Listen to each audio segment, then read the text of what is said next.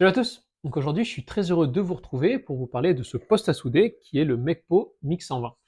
Donc c'est un poste qui a deux gros avantages. Donc le premier, c'est de proposer trois modes de soudure. Donc tout d'abord la baguette, qui est la soudure MMA, donc la soudure la plus classique.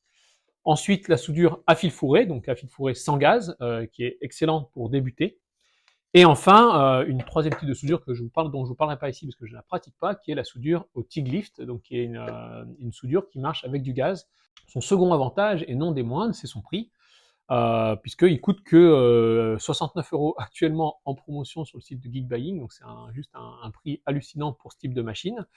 Et il coûte même 89 si vous prenez la cagoule de soudure. Petit point de transparence avant de continuer, en fait moi cette machine, je l'ai reçue gratuitement de la part de Mecpo.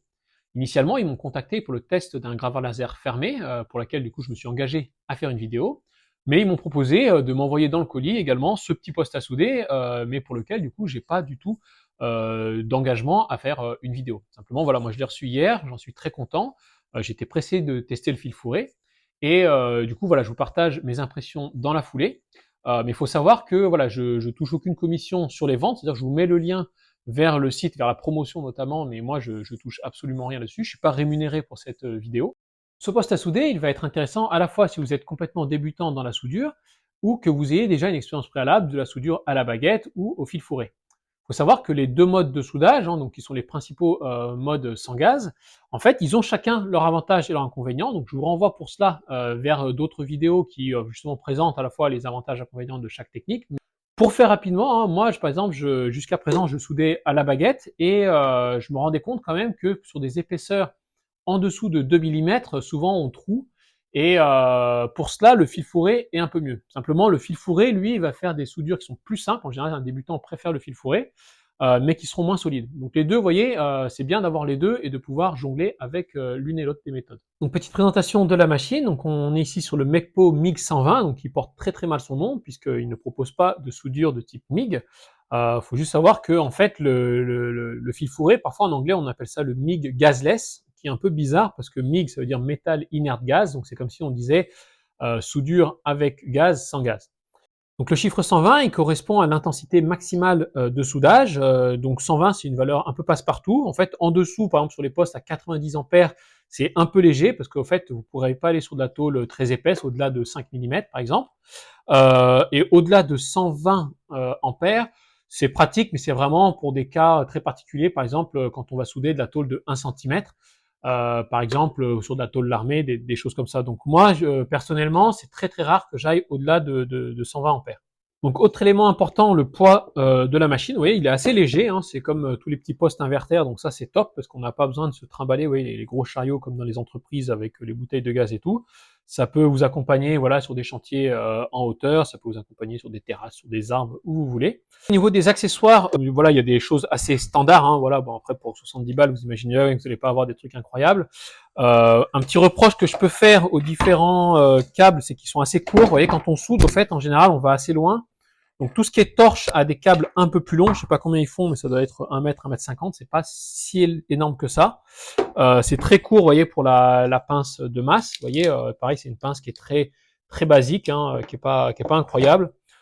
Ils fournissent des accessoires également qui sont un peu spéciaux, on va dire. Vous voyez, par exemple, il y a ce super masque de la préhistoire. Vous voyez, franchement, autant ne rien donner. C'est pour ça que acheter leur casque, c'est pas si mal.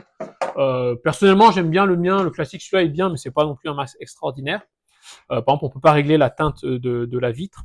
Également, vous voyez, ils vous donnent, alors ça c'est très très bien, ils vous donnent une première petite bobine de fil fourré. Donc ça c'est très cool parce qu'ils donnent une baguette de soudure. Honnêtement, c'est pareil, une baguette MMA, ça sert pas à grand chose. Bon, moi j'en avais, donc ça allait. Après de là, on va passer un cas pratique. Donc on va commencer par la soudure au fil fourré. Donc on va faire un cas vraiment, ce qui moi me galère, vous voyez, c'est ces tubes en fait, qui font d'acier, donc qui font 1,5 mm d'épaisseur. Faut aller au-dessous de 2 mm, c'est vraiment galère à la baguette. Je vais régler le poste sur une assez faible intensité, genre 35 on va dire, et pas une tension pas énorme. Première remarque, vous voyez, en fait, je peux pas régler la vitesse d'avance du fil. En fait, en fil fourré, là, normalement, il paraît qu'il y a des postes où on peut le faire. Donc, en fait, ça, c'est peut-être, voilà, c'est un peu perturbant au départ. Je commence par pointer mes pièces, donc ça permet qu'elles se tiennent en place et qu'elles ne se voilent pas. Donc c'est beaucoup plus simple au fil fourré, hein. Ça c'est vrai que c'est bien pratique. Vous voyez également quand j'ai fait la soudure, donc ça fait beaucoup de projections par rapport à la baguette, hein. Ça fait beaucoup plus de fumée. Un petit défaut que j'avais, c'est que justement, je fais comme à la baguette, je faisais des petits mouvements de balayage et c'était pas forcément nécessaire. Vous voyez ici, au départ, en fait, j'ai rebaissé l'intensité parce que vous voyez, là, j'étais à 37, je crois, ampères et c'était beaucoup trop. Vous voyez ici, ça a troué. Donc ça, c'est pas terrible. Vous voyez, après meulage, hein, franchement, bon voilà, là, c'est pas non plus extraordinaire, mais c'est quand même, voilà, bon là, c'est moche, mais vous voyez, oula, dans l'angle, là, ouais, non, là, c'est pas terrible. Mais vous voyez, par exemple, ici, bon, pour du premier fil fourré, ça va, hein, je veux dire, c'est pas trop mal, ça soude. Et voilà, en tout cas, dans les applications, vous n'avez pas besoin d'une énorme solidité, mais bon, déjà, là, ça serait largement bon, hein, même pour du mobilier, ça passerait sans problème. Petite edit quand même, au fait, là, comme je vous dis, hein, j'apprends à souder au fil fourré. En fait, je m'amusais à faire des zigzags un peu comme à la baguette. Et en fait, il faut pas forcément en faire où ça fait des bien meilleures soudures. En fait, il faut vraiment tirer et même pas besoin de faire de zigzag forcément. Et ça fait de bien plus belles soudures et on peut mettre un ampérage plus élevé.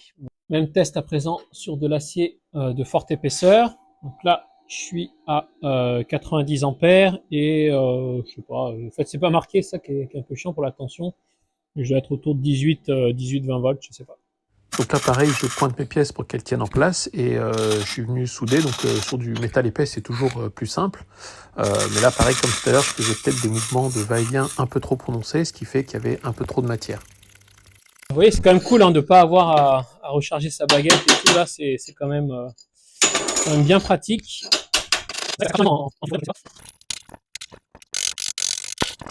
Là, je vous ai fait une belle verrue. Bon, il y a beaucoup trop d'épaisseur, mais vous voyez, bon, c'est pas trop mal. Hein, pour dire, moi, encore une fois, j'ai appris hier soir. Donc à présent, on va passer à la baguette. Donc là, vous voyez, c'est un truc qui est un peu dommage. C'est que vous voyez, là, en fait, il faut que je débranche l'électrode. Ici, là, le porte-électrode. Vous voyez, ici, du coup, je dois couper le fil, parce qu'en fait, c'est commun. Vous voyez, là, je dois couper le bout de fil fourré. Donc, il faut que j'enlève aussi ce petit truc là qui amène le courant. Là, je débranche ma torche, vous voyez. Et vous voyez, là, il me reste un bout de fil. Je pense que là, après, il va falloir que je retire toute la longueur qui est là-dedans. Sinon, je m'imagine que ça risque de bourrer. Ça aurait été pas mal qu'il fasse une autre sortie au-dessus, par exemple, comme ça, on peut laisser brancher les deux torches et ça aurait été pas mal. Quand même. Là, c'est vrai que c'est un peu dommage. Je suis obligé de reculer le fil là et de brancher ma torche ici. Là, on va passer en mode soudure à la baguette. Je vais mettre autour de 80 ampères, on va dire, voilà, c'est pas trop mal, 80-90, avec une baguette de 2,5. Donc vous voyez, en fait, une première chose qu'on va regarder, en fait, c'est est-ce que, comme les bons postes à souder, en fait, ils ont des fonctions pour empêcher le collage. Donc là, on peut essayer. Là, ça colle un peu. Ça colle un peu. C'est pas comme les vieux postes shunt, ça colle un peu quand même. Hein. C'est-à-dire que si vous débutez complètement, vous allez coller, mais ça colle. Il y a quand même un anti-stick, je pense, par rapport à un poste shunt, un vieux poste, on colle moins. Les nouveaux postes, un bon poste à souder MMA, il vous aide, il amorce, il adapte le courant au départ pour vous permettre de bien amorcer votre baguette. Honnêtement, là, je sais pas trop si ça va marcher ou pas, parce qu'en fait, moi, comme j'ai un peu l'habitude de souder, malgré tout, j'arriverai à trouver mon arc. Donc ça, je peux pas mettre à la place d'un débutant à ce niveau-là.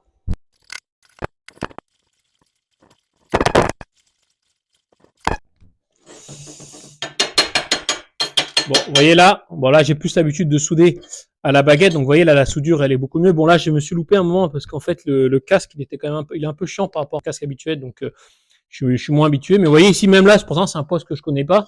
Je l'ai eu qu'hier et vous voyez ça marche quand même très bien, il y a aucun souci. Moi perso par rapport au mien qui a un poste à souder à 300 balles, je vois pas tellement la différence. Voilà, donc j'espère que je vous aurai convaincu de l'utilité de ce petit poste à souder pas cher. Encore une fois, moi je l'ai reçu que depuis hier, donc j'ai pas le recul nécessaire pour vous dire sur longue période ce qui tient le choc. Donc si vous l'achetez, n'hésitez pas à me faire part de vos retours dans les commentaires. Il y a peut-être des choses que j'ai pas vues et je suis tout à fait preneur de votre retour.